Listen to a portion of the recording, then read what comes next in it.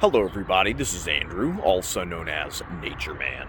In today's video, we're going to bring over some of our exotic conifers here at the nursery. Just some details, and we're going to go over them.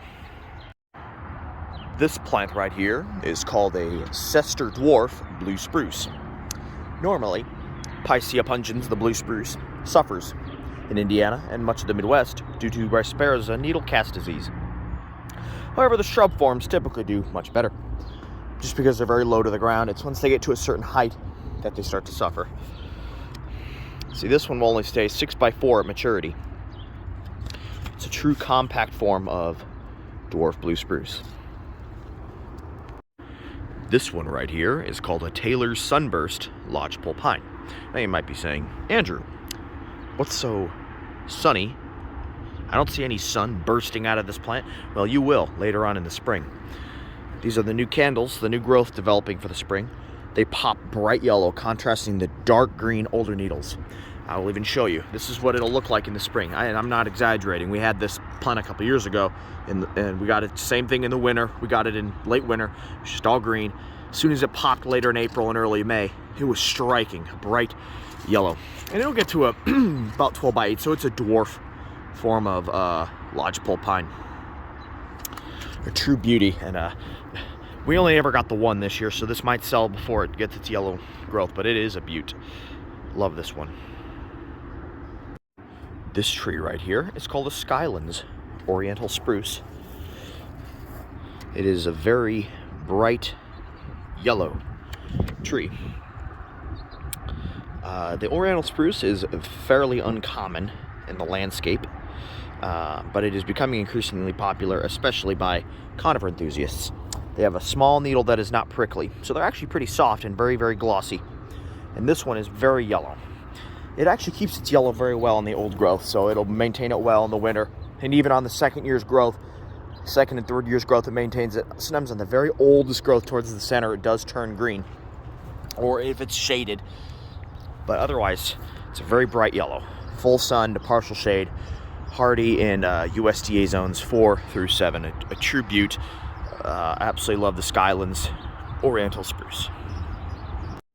And this beauty right here is called a Tyler Blue Balsam Fir. Now, balsam fir does struggle in our climate from our high heat and humidity. It is a northern species. It'll do best in USDA zones 3 through 5. We're like a zone 5B, 6A. So if you're in a zone 5 or 6, maybe be best to put them in a partially shaded area during the hot summer months, and they will perform better. If you live south of zone 6, do not plant balsam fir. So if you're in Tennessee, southern Kentucky, Alabama, North Carolina, for example, just don't plant balsam fir. Your climate's too warm. Even in Indiana, it's borderline too warm. But yeah, if you're in Indiana, Ohio, Illinois, maybe just consider planting them in an area with partial sun during the hot summer months. They will thank you for that. And this variety is known to maintain its blue even in partial shade. It's Isley Nursery, this grower, has specifically mentioned that it does maintain this blue color even in partial shade. And this is a blue form of balsam fir. Again, if anyone knows balsam fir, they're very soft needle. Balsam fir is a classic traditional Christmas tree. So to have the needles do not come to a point, so they're very soft tipped. And this one is selected for its rich, vibrant blue needles. Absolutely in love with this conifer, and it is a must if you are a conifer enthusiast. Again, some of these are more of the rare and exotic conifers, so you're not going to find them at most nurseries. This right here is a Prairie Statesman Swiss stone pine, a native to Europe and fairly uncommon in North America landscapes, but is becoming increasingly popular in some areas. Long, soft, silvery green needles, an absolute must in the landscape. I love it because it has soft needles, very long, very soft. They have beautiful blue-green contrast. Absolutely beautiful. And I'm trying to find the tag on this one. I think we have it on the other one. We can share that, but it is a smaller form. It only gets 12 by 6 at maturity. So it is a dwarf form of Swiss stone pine. Traditional Swiss stone pines can get 40, 50 feet, especially in the wild out in Europe. But this is a dwarf variety, and you can read the description there. I'll hold the tag. Hard to do around -30 Fahrenheit, maybe -40. And it is a beautiful, it's somewhat narrow and upright, slow grower. It's good to put closer to a foundation because it is a dwarf. These are the Vanderwolf limber pine, a North American native to the Rocky Mountains. Pinus flexilis, much more tolerant of alkaline soils, high heat, so will perform better in the east and Midwest than, let's say, a blue spruce. Very few disease problems on limber pines. Long, the needles look sharp, but they are actually very soft. Vanderwolf has a deep silvery blue to slightly green, so it'll add great contrast than just, plain old white pine that'll get way too big over time. If anyone's grown eastern white pine, they get to be 100 feet tall, 40, 50 feet wide. They lose all their lower limbs. Much slower growing on a Vanderwolf limber pine. Again, we'll show you the tag. Again, I just if you can find a better contrast, absolutely love this tree. And get about 30 by 15 is probably what they're gonna get. 25 to 30 foot tall, 15 feet wide, over 20 years. It's a good bet. They're hardy to at least -30. It wouldn't surprise me if they're going to -40, because they're found in some pretty cold climates out west. But again, it is known to be hardy in the eastern Midwest. Very few disease problems. A good alternative to other mountain spruces and pines that are known to struggle here. Overall, I've heard nothing but good things. I've planted them. I've seen them in the landscape. I've even seen a few mature specimens. Though they are not super common yet, in recent years they are becoming very, very popular. And more nurseries are offering them. Most nice nurseries, most upscale nurseries should offer them. Big box stores probably won't, but most nurseries will. So a good option if you're within zones 4 through 6, and it will grow into zone 7 with some extra TLC. Full sun is preferred. These right here are the slow mound mugo pine, one of the smallest, most compact mugo pines on the market. If you want a pine shrub that does not get big, because trust me, mugo pines, even dwarf ones, will get over 8 feet tall and wide. Unacceptable for most landscapes. So the slow mound, it's an Isley nursery introduction, but I've heard other growers do sell them. A good option. Stays 4 by 6 at maturity, so in like 10 or 15 years, it's not like next year it'll be 4 by 6, especially if you get a little 3-gallon shrub like this. Truly compact. I don't know of any other mugo pine that stays even smaller. If you do know one, let me know in the comments. But because I'd love to research. I'm always researching new plants. Truly hardy. -40, -50 Fahrenheit. You'll find them high elevations out in I think probably somewhere out in the Alps, out in Europe.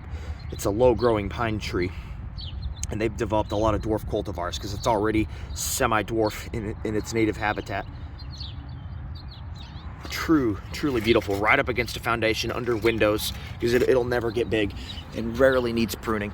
A true beauty of a dwarf shrub. And then obviously we have some larger sizes here, like 3-gallon and then 6-gallon. I love these.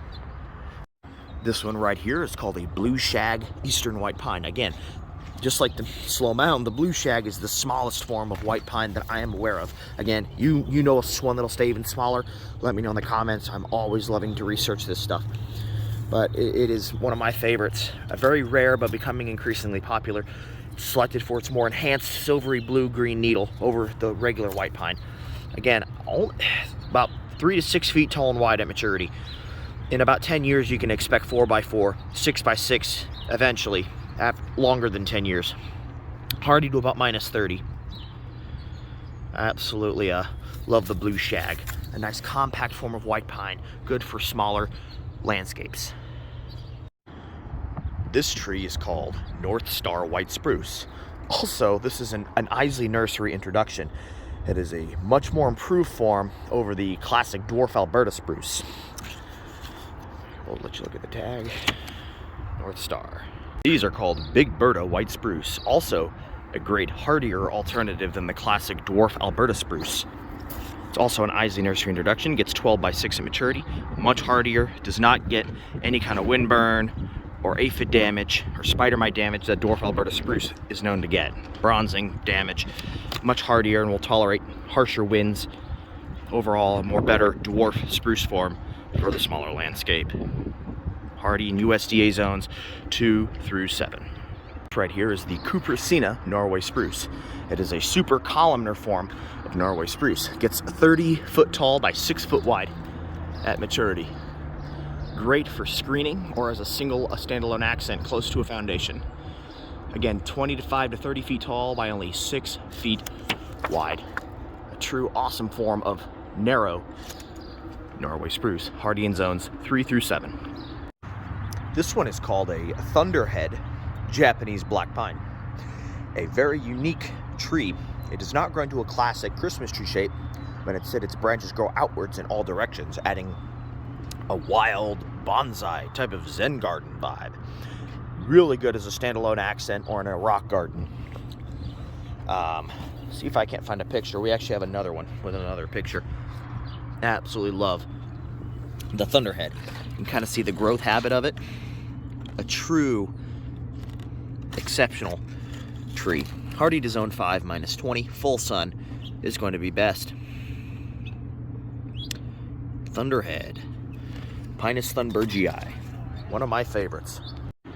Another angle of the thunderhead Japanese black pine. Absolutely love this one. This is the Zyadopodus, the Japanese umbrella pine. It is a jokosi. It is a columnar variety Japanese umbrella pine. The needles feel like plastic or rubber. It's an ancient dinosaur tree, as old as the ginkgo, been around for close to 100 million years. And this species is native to Japan. It's one of the earliest known species of conifers. And jokosi is a columnar cultivar. Hardy to about minus 20 Fahrenheit. Grows 20 foot tall, 5 to 6 feet wide, so very, very narrow. But deeply ornamental, long, glossy needles that, again, they feel almost like rubber or plastic. Absolutely love this one. This one is called a Max Gold White Spruce. The new needles in the spring come out bright yellow, and they contrast the darker green older needles. A dwarf. I believe it stays less than 10 feet tall at maturity. Picea glauca Max Gold. M-A-C apostrophe S. Max Gold. This one is a curly tops saguaro cypress. Not only are the needles deep blue, they're soft, so they're not prickly, very soft as a feather, and they're contorted like they have curly needles. Absolutely love it. It is so cool. Head over heels in love with this plant. Definitely a unique, and it is a dwarf, so very large shrub at maturity. Hardy to zone 5. We'll probably need protection in zone 5 and unprotected sites in zone 6 and warmer, as they can get winter burned in harsh, windy areas. So again, they will benefit from some partial sun. But color is best with more direct sun. Truly a beautiful shrub form that gets 10 by 6 to 8 at maturity. Love that. This one is a golden glow Korean fir. Just like most firs, they are soft needles. They do not come to a prickly point. Very, very soft. And this is a dwarf Korean fir that is golden. Again, there's the picture from the grower. 6 foot tall, 10 to 12 feet wide, so it has a large spread to it. So it'll need plenty of room to grow or frequent pruning in a smaller area. But again, it will do best alone in an area where it can spread. Or if it's close to others, a more further distance will be required, or more spacing. Again, a cooler species. If it is in a hot area like zones 5 through 7 or 6, especially zone 6 and 7, make sure to protect them from some harsh afternoon sun. They will love you. Again, color does fade a little bit in the summer, but does maintain its yellow well all year, I have found. Here is the Mr. Bowling Ball arborvitae, a shrub form of arborvitae. Great for hedging or screening, put under a window. They'll stay about 4 to 6 feet tall and wide at maturity. Easy to prune, keep much smaller than 6 by 6 with trimming. You can keep them 3 to 4 feet with annual pruning. Absolutely love this one. It's kind of like a lacy fine, very soft needle. Nothing prickly at all about these boys. I love them. Here is called a Hetz midget. Also a dwarf form of arborvitae, soft to the touch, nothing prickly at all about them. Stays very compact, 3 to 4 feet tall and wide at maturity. Does not require any pruning, though some light pruning is acceptable once every few years, but nothing that needs pruning every year, because it is a compact form. Hetz midget arborvitae, stays nice and rounded. One is the Sherwood compact Norway spruce, a dwarf Norway spruce. At maturity, gets 15 foot tall, 6 to 8 feet wide. Again, good for closer to foundations as a dwarf ornamental accent. It goes from very fat at the base, quickly right up to a point, almost like a fat teardrop or a fat Christmas tree. Absolutely love the Sherwood compact. Slower grower and a dwarf form of Norway spruce. Here are the bird's nest Norway spruce. Very low spreading shrub. Eventually arch upwards and reveal kind of a center cavity. You can kind of see that there. It's a classic in the garden landscape. Most people have heard of this, most gardeners at least. 4 foot tall, 6 to 8 feet wide. Great option for low growing shrub. Full sun, partial shade, hardy in USDA zones 3 through 7. This cute little spruce shrub is called Pusch, spelled P-U-S-C-H, Norway spruce. I believe it was a Pusch's broom from an Acoma Norway spruce, I believe. I might be wrong on that, but it was the conifer of the year in 2008. The newest growth comes out kind of red. The new cones in the spring come out red and they obviously fade to a brown. They're miniature pine cones, but they come out in the spring deep red, so it's like covered in red tips in the spring. I'm not sure if the picture shows that. You might be able to see that. Absolutely love that. And it stays super compact. They kind of have branches that spread outwards in all directions, so it's definitely not a uniform shape. Definitely a unique shrub for rock gardens. You can even do them in rows. They stay 2 by 3 at maturity. Absolutely love this cultivar. Here are Globosa blue spruce. Again, a low growing blue spruce. Does not suffer many disease problems because they stay super small and low to the ground. A deep silvery blue all year round. Very popular in the landscape. Slowly reaches 6 to 8 feet tall and wide. Full sun is best. Well draining soils. We even have them grafted on a standard, so it's like a topiary right there. It's a shrub grafted on a tree. Super, super freaking awesome. It's called a blue star juniper. Gets the name star because when you look straight down, it looks like a star. And you get it at the right angle. A deep, deep, vibrant blue all year round. Matures to only 2 foot tall, 3 foot wide at maturity. Great for very tight, small spaces. Full sun is best to maintain its color. Very hardy. A well-draining soil is best. Drought tolerant once established, hardy in zones, I believe, 4 through 7. Beautiful shrub is called a Jacobson Mugo pine. Almost looks like a bonsai. Great for rock gardens. They almost look like they're pom-poms and they show the twisted branches. The branches are bare and they show the clumped branched ends. Really a unique form of Mugo pine. Very unique shape. Again, almost looks like a natural bonsai. Grows 4 by 6 at maturity. The Jacobson Mugo pine. This one's called an Uncle Fogey. That's F-O-G-Y, like an old fogey. To be politically correct, it's called Uncle Fogey. Jack pine, Pinus banksiana. It is a beautiful weeping jack pine, hardy in USDA zones 2 through 6. Does best in cold northern climates. So if you're in a warm areas, zone 5 and 6, they might do best in a little bit of partial shade, but overall they're a very, very versatile species. Will grow in most soil types except ones that are wet.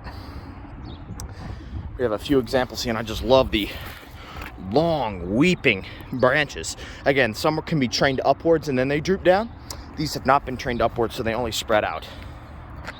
Absolutely monster of a tree. I absolutely love it. We'll look at the description tag here. Again, what's pictured, it's been staked up and then it droops down. These have not been staked up, so they will only ever spread. The ones that we have. they're hardy to at least -50. That the hardiness there is wrong. They're zone 2, very, very cold hardy. It's a very northern species. Absolutely beautiful. One of my favorites. First year we've had them in, I've wanted to have them in for a long time. Very fun. These are the Fire Chief arborvitae. A glowing orange-red color burns on this plant all year round. The color is very vibrant in the spring when it flushes out. Stays only about 3 to 4 feet tall and wide at maturity. Full sun is best. An absolutely stunner that will bring, guaranteed to bring, bright color to the landscape. Increasingly popular in nurseries and gardens across America. One of my personal favorites. Called a soft serve gold Chamaecyparis or false cypress. Bright yellow foliage all year round. And now they look like they're going to be small shrubs. They will become large shrubs to small trees over time. You can see in the picture. You can expect them to get 10 by 6 at maturity. Hardy in zones 4 through 8. You can kind of see how they're grown in a hedge there. Absolutely love that bright yellow. Very hardy. They do not winter burn easy. Unless you're in very cold zone 4, zones 5 and 6, they do not winter burn. Not very much. Monrovia edition is the Emerald Spreader Yew. That's spelled Y-E-W. Many people are familiar with yews because they kind of grow very vigorously and weedy. However, this does not get very tall at all. Very manageable if height is an issue, but spreading is not. Gets only 10 inches tall at maturity by 8 to 10 feet wide. All practically a ground cover. Never have to trim the tops, only the width. Again, if space isn't an issue, but height is, Emerald Spreader Yew is the choice for you. Full sun all the way to full shade. One of the few evergreens that can take full dense shade. Again, full sun to full shade. Does require well-draining soil. Does not like any kind of wet soil. Emerald Spreader Yew from Monrovia. We'll see if we can open the tag. Again, it gets 2 foot tall, 10 feet wide. I've seen some reports that say only 12 inches, so very low growing. One of my favorites, the whipcord arborvitae. Very narrow thread branched needles that just curl outwards like a mop or a whipcord. Absolutely one of my favorites. Grows 4 by 4 at maturity, full sun to partial shade. Hardy to zone 5. This one's called a mini twists. Contorted needles of a white pine. How cool is that? A dwarf form. Only stays 6 by 4 at maturity, full sun. A true dwarf, just like the blue shag, except this has contorted needles. Called mini twists. Absolutely love this dwarf contorted form of white pine shrub. These are green tower boxwoods from Monrovia. One of my favorite, a super columnar form of boxwood. Never requires any trimming and they naturally grow upright. Grows 9 foot tall by 1 to 2 foot wide at maturity. Again, super skinny, not overly tall. Great as a standalone accent by a front entranceway or multiple as a screen. Green tower boxwood, a broadleaf evergreen, hardy in USDA zones 5 through 9. Full sun to partial shade. Again, cannot recommend this one enough. It's one of my favorites. It's a very unique form of ground cover juniper. The newest growth comes out bright yellow, in contrast a darker green older growth called Dobbs Frosted Juniper. It gets 2 to 3 foot tall by 6 to 8 foot wide. Full sun is recommended. A low growing ground cover form of juniper. Again, I love the golden yellow tips that contrast the older growth. Maintains that contrasting color all year round. This proven winner's introduction of English boxwood, called North Star, has been bred to have a much darker green leaf than other English boxwoods. Stays truly compact to only 2.5 feet tall and wide. Hardy in USDA zones 5 through 9, full sun to shade. While they don't like a dense shade, they do tolerate shade fairly well. Very little pruning is required. This version of the English boxwood is called Green Gem, a much smaller, punier leaf. It only stays 2 by 2 at maturity, a true compact form of boxwood with a much smaller compact leaf. Even, not only is the size of the plant smaller, but the leaf is also truly small. Love the green gem boxwood. Here is called green velvet. One of the most common boxwoods in landscaping. Matures to 3 to 4 foot tall and wide, naturally stays rounded. One of my favorites. Absolutely love this. A green mountain boxwood that grows 6 by 4 at maturity, full sun to partial shade. It's been trimmed into a spiral. Beautiful English garden vibe. We have them shaped into a cone like a Christmas tree, and some that are shaped into a spiral like this. They do require somewhat high maintenance to keep their shape, because obviously they do not grow this way normally. It is an art form. Right here is called a gold drift Norway spruce, and we have an even bigger one right here. It's a weeping Norway spruce, except this gets golden needles. The new growth in the spring comes out bright golden yellow and contrasts the deep green older needles. You see, these have kept a little bit of their gold from last year, but sometimes in our hot summer climates, they completely go green by midsummer. It's very normal and does not mean anything. But they come out, pop gold in the spring. I absolutely do love this variety called gold drift, and the size does vary with culture. Hardy down to -40, because again, they only get as tall as where they're staked. Where they're not staked or forced up, they will droop down. So if you don't force them up, they will only ever spread out. That's why these are taller. You can see the very top, they're starting to droop down a little bit. That means those will not get any taller, but they will slowly spread out and get very beautiful, gracefully sweeping branches. Not super vigorous growing, very easy to maintain. Full sun is best for them. This beautiful, graceful, sweeping tree is called Gotelli Weeping Serbian Spruce. What I love about Serbian spruce is that they curl upright to reveal the blue undersides. The upsides are actually green. See, the upsides of the needles are green, but their undersides are blue. And they sweep upright to show their blue undersides. The weeping means it kind of droops down, but then they curve back up. That's why I love the Gotelli. And here's an even bigger one right here. One of my favorites. The Gotelli Weeping Serbian Spruce. Hardy down to about -30 Fahrenheit. A great ornamental accent. A standalone on a corner. If you want to do several as a screen, you can, but I think they look great as a standalone accent. Or maybe even in a group or clump, depending on whatever your landscape design is. But truly, a standout, beautiful. I just love how they contrast. They curve upwards to show their blue undersides, and they contrast the deep emerald green upsides. Serbian spruce is increasingly popular in modern landscapes. Highly recommended. The Picea abies Weeping Norway Spruce. Overall, beautiful ornamental accent. Again, the size varies with culture because they only droop down. They can only spread out. They only get as tall as where they're staked. But they will spread out over 20-30 feet very slowly over time. But they're very easily trainable to be maintained in a specific garden bed.